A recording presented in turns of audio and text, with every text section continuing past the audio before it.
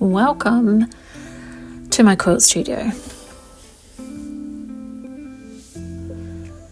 Today I thought I would bring you along as I both clean up my quilt studio and quilt a quilt that's just been dropped off for the lovely Tina.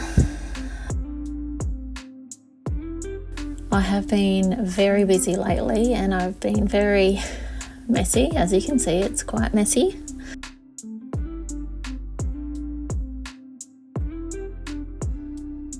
Preparing for a market that we've just done, so I wanted to make a few bags and a few panels. And I've just been quilting without cleaning. So these are the panels that I've been doing, and it seriously can take like a couple of weeks really to fill that much quilting. It didn't really take that long. I think it was about a week. So I got a little bit of a fabric delivery, and I've popped on some panels there for the back of some bags I've made and the front. But I've been neglecting and not cleaning, so now, or today, because I've been given a quilt to quilt, I need to tidy up. We do need to replace the bobbin, so that is replaced. I also need to do some oiling. That's done. Here I am just getting my machine ready to do the warm-up for the Noltings. They do actually have a warm-up function.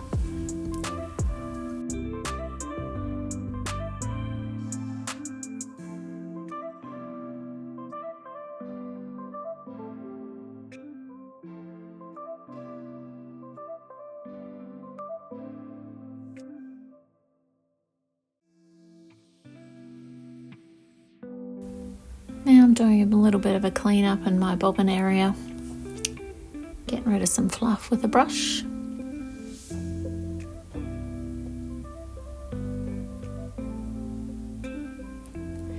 And while the machine's doing its warm up, I'm just getting ready to load the quilt. This is the backing Tina's given me, which is super cute. It's actually reminds me very much of a Bonnie and Camille style of print, but she told me she actually got it from the op shop, and it's actually really cute, and I really need to have a look at those op shops for the backing of these, for some backing.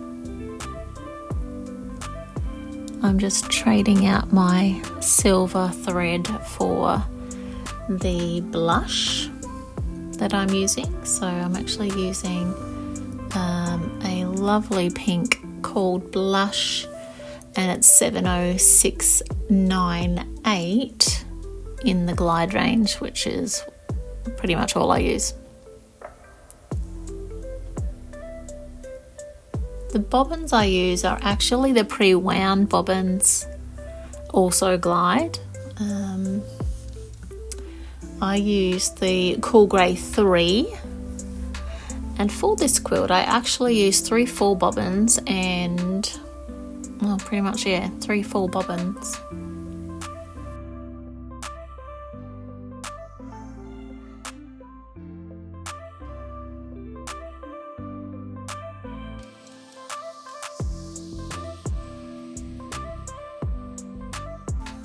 So now I'm just going to pop the backing on the Longarm machine. I actually use these red snappers, which I was lucky enough when I got my second-hand machine that these were already purchased by the last person. So otherwise I hadn't used these before, and I am a little bit of a fan. I actually don't like using them on the belly, the other side. I don't know what to call it. but I do like using them. They're quite easy to pop on. I don't mind using my pins for one side. In the olden days, I would use pins on both sides, but I'm quite happy to use the red snappers. I'm just rolling the backing on. So I do actually pin my backing, and I float the batting and the top. I just find it the way I do things, that's the way I do it.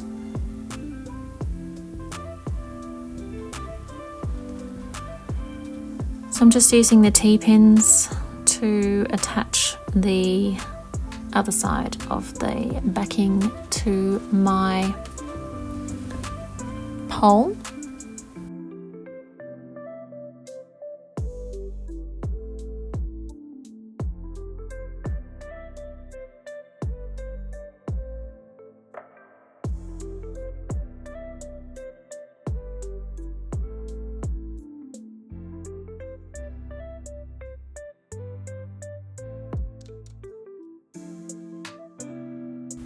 I'm just tightening up. I like to check to see if there are any like bows in the fabric. On the left hand side it was a little bit loose, so I tightened that up just to make sure it's all good to go. And then I'm just rolling it back, making sure there's no wrinkles.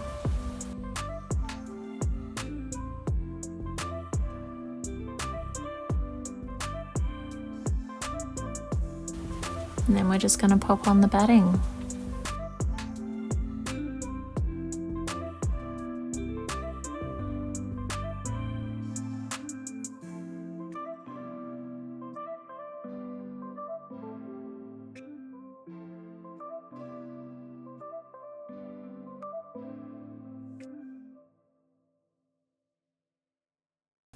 So I actually have done a lock on my machine so it goes straight, and now we're just attaching the batting. I do find that if you've got a line to line up your top, you can keep your top nice and straight if you've got that line, just by attaching your batting to your backing.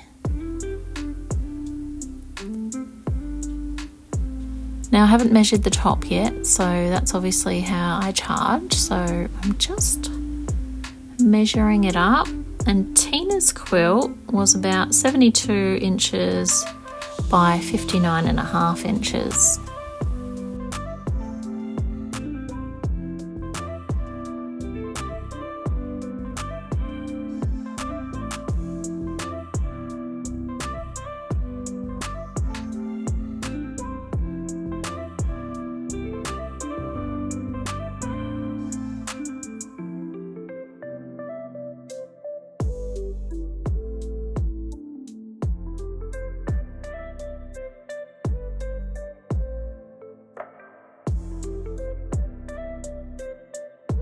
Now obviously we could quilt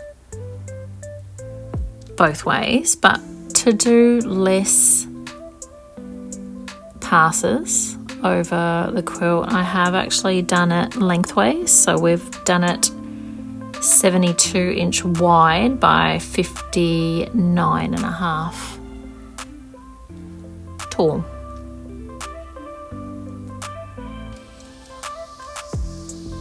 Because it's quite a detailed design that I've chosen, it actually was pretty time consuming as well.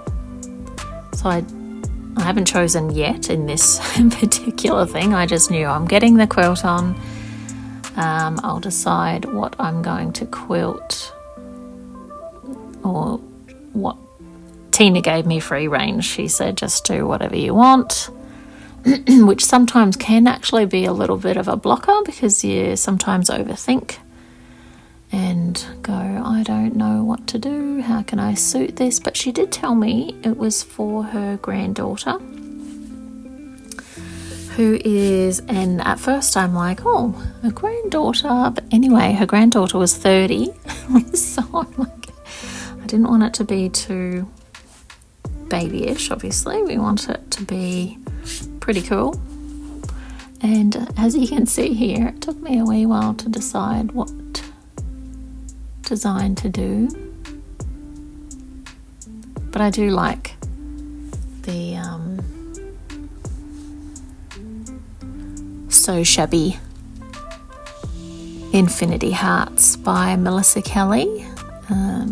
It is actually one of my favourites. I love the infinity design with a heart in there.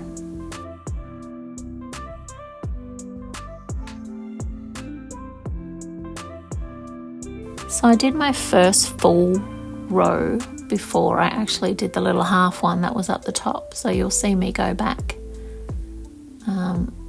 For the sides, the top and the bottom, I like to pay attention because you don't want that foot grabbing anything it's not supposed to. So I am very attentive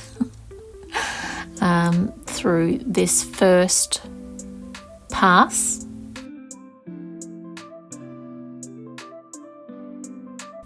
Just to make sure it's all going great.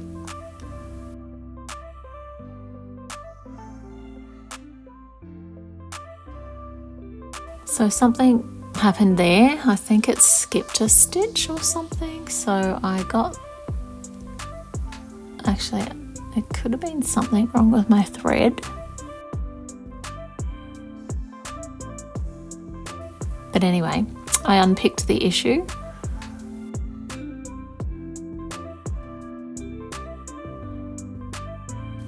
Tied the thread and then we started again.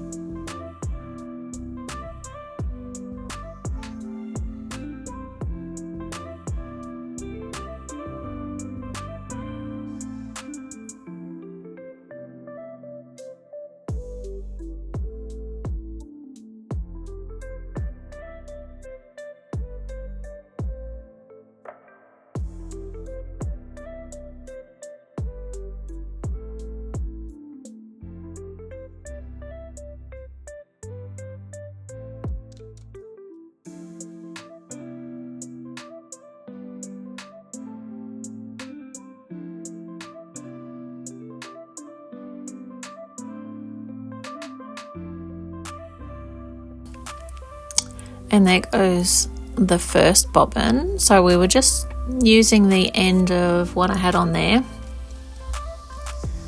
And it didn't quite make even one pass. I thought it would be all right for a bit, but anyway, it wasn't.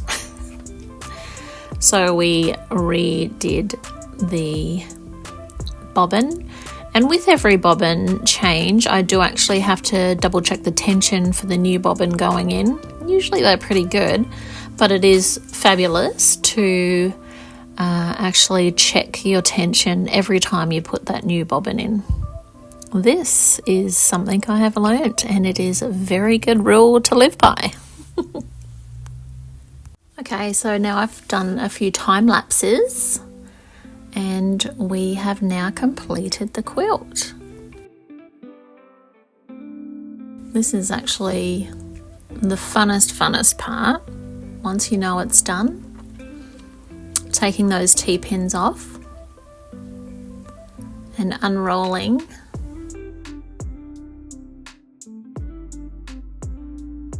Yay!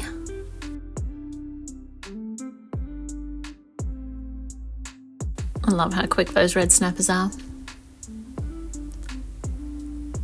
And look at this, it's just awesome.